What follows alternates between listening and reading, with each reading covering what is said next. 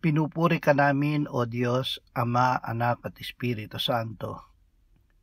Salamat, Ama, na ibinigay mo sa amin si Jesus na iyong anak, na namatay para sa aming kasalanan, iyong muling binuhay, iniakyat at iniluklok sa iyong kanan sa langit. Salamat na ibinigay mo sa amin ang iyong banal na Espiritu, at sa pamamagitan niya ay ibinuhos mo ang iyong pag-ibig sa aming puso. Ama, ang iyong anak na si Jesus ay magbabalik. Salamat sa pag-asa na kami ay muling mabubuhay. Kaya't mamumuhay kami sa kasalukuyan ng buhay na nakatago sa iyong anak kasama mo.